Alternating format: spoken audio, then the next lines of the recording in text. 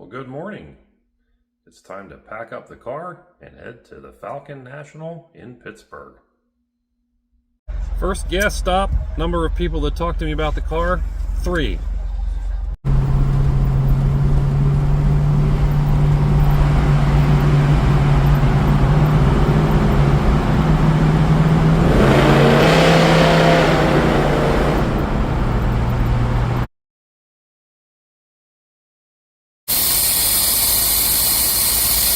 This is unfortunate.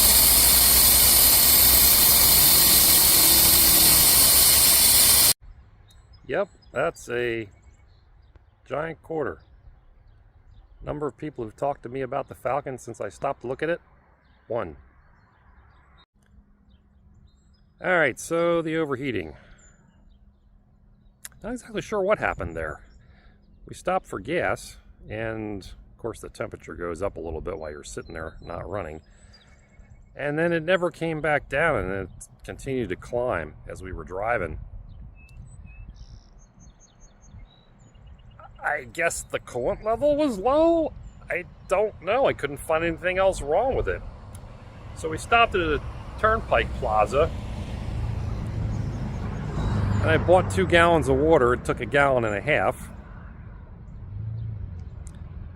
But now it seems fine. Now, the coolant's muddy as heck. I flushed this engine out when I first got it, but apparently having used it now, with the heat going through it, it's cooking all the remaining rust and junk out of it, so I'm going to have to flush it again. Hopefully it doesn't clog up the radiator. Guess we'll find out. Hey, how you doing? Obligatory stop to honor Sleeper Dude on YouTube. Gas stop number 2. Number of people that asked about the car, 1. Well, I'm not the only one here. Let's take you on a tour of some of the other ones. This is a 1967 4-door. It's in the daily driver class along with myself.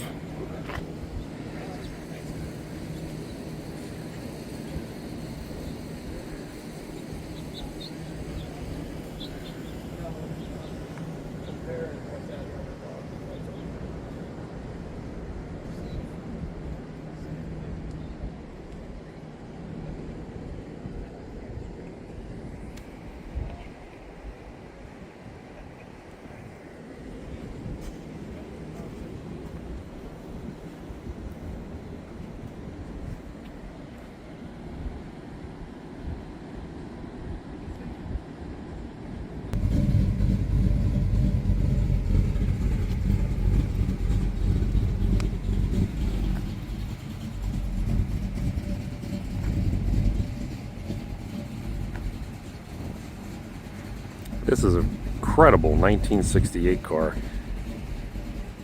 It has had a lot done to it. I was talking to the owner, very nice guy.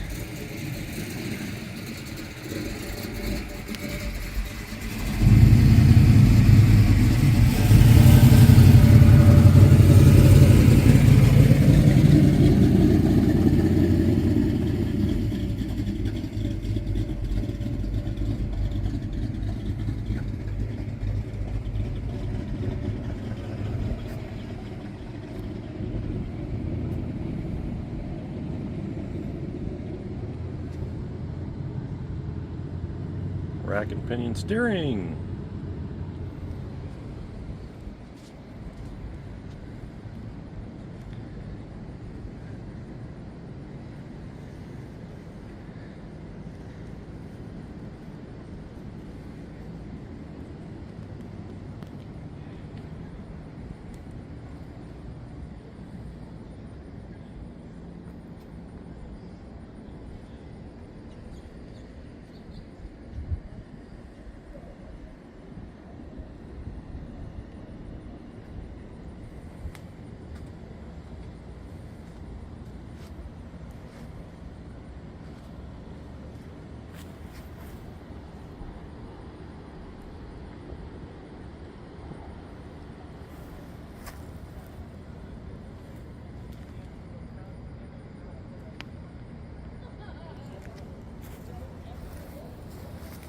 Just a beautiful car.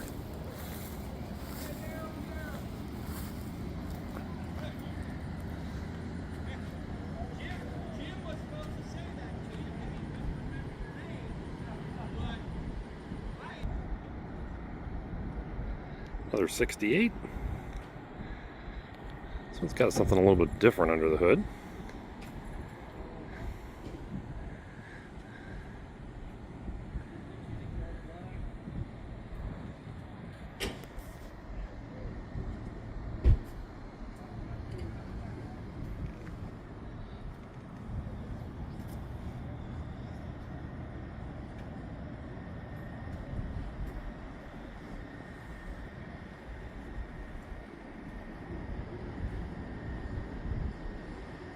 It is a sports coupe, but you'll notice something a little different for the emblems.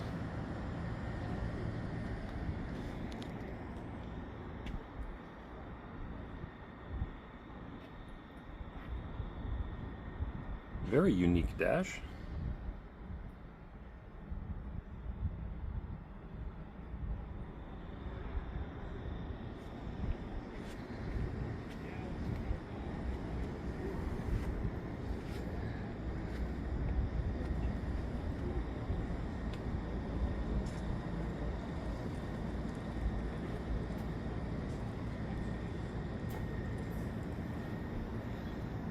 This car is out of New York.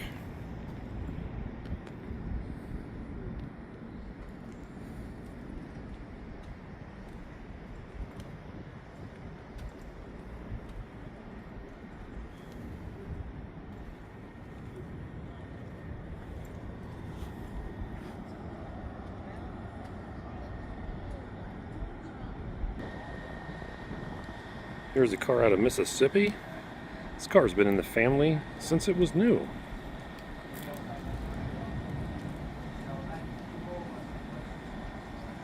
Factory air added, was not built that way. Power brakes and steering. The owner told me that this cold air induction has really helped with the vapor locking that a car was suffering from.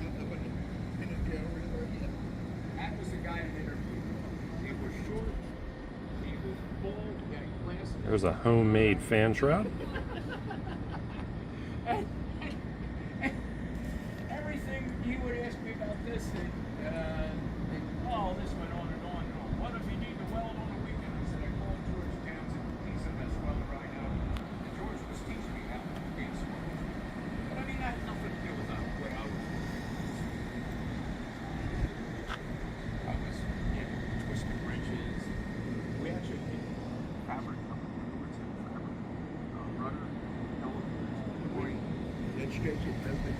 Yep, did it all. I still have a needle, one of George Townsend's needle, but when the place disappeared, he disappeared, I forgot about it. But yeah, the problem with the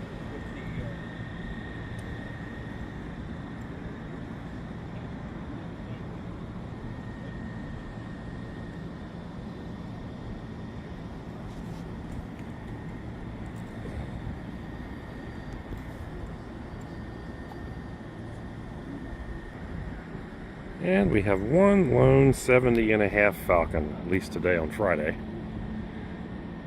It's a very nice car though.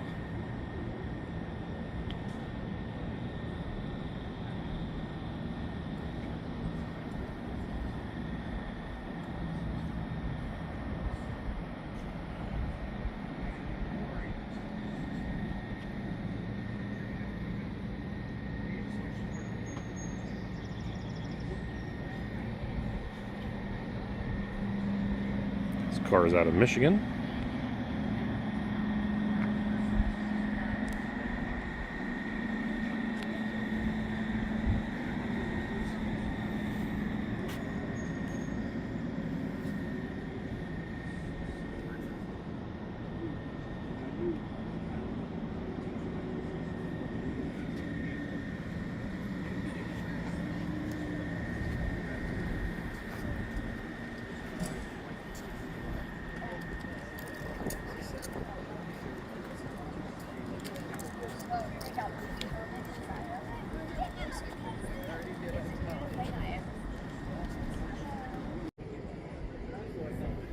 Well, there's only one way to go in Power Tour, and that's with a wagon.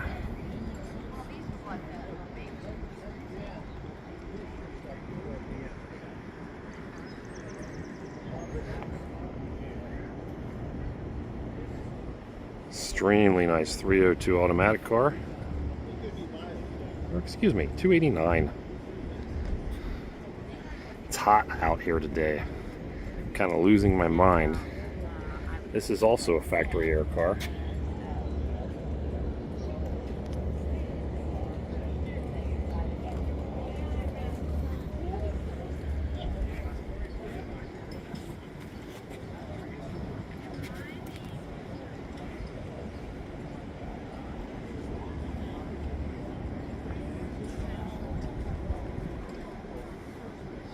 This car is out of Michigan.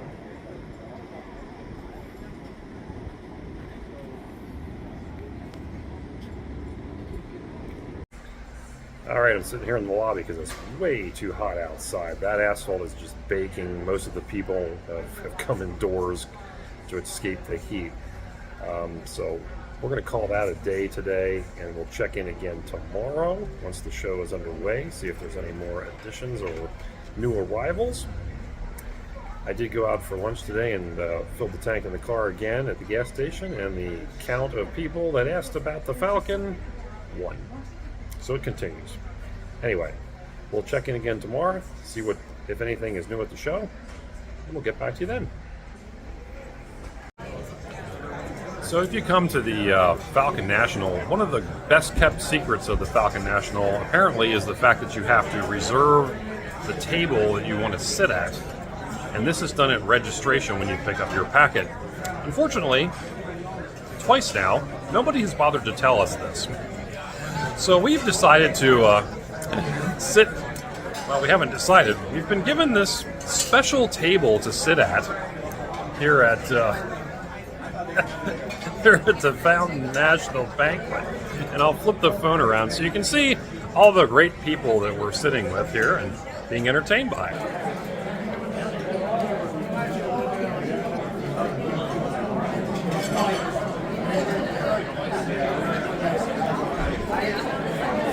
So yes, once again, the third gen Falcon people have been discriminated against, put off to a table in the corner by themselves because we're not as important as those other first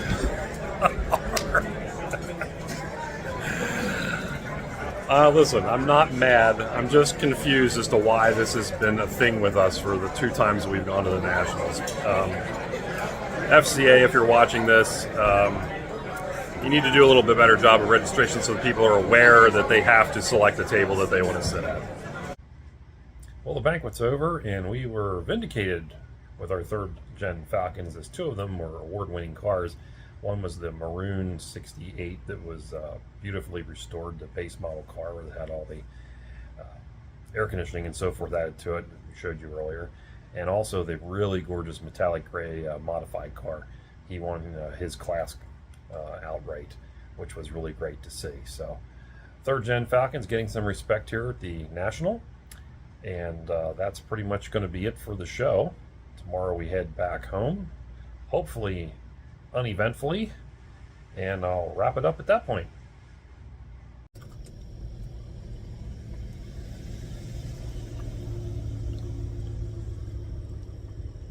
Bringing the thunder.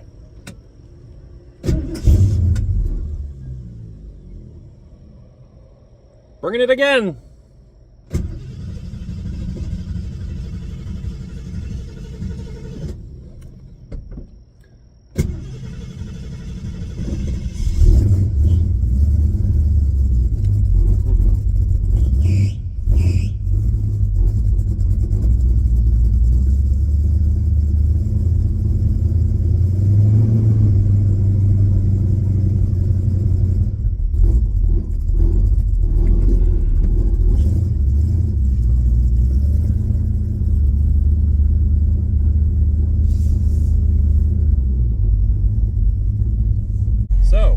Gas stop on the turnpike. Number of people that asked me about the Falcon, 2.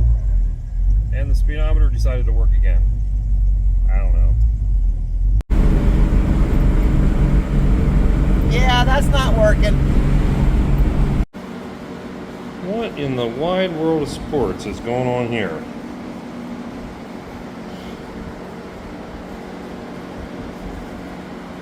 Ugh, always something. Okay, successfully back home. We did make it, despite two boiling over escapades, one in each direction, in the middle of the journey, inexplicably. Don't know what's going on with that.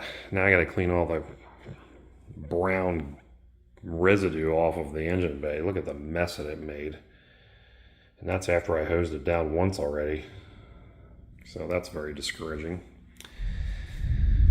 Not sure what's going on with the side glass. That just happened right before we got home. But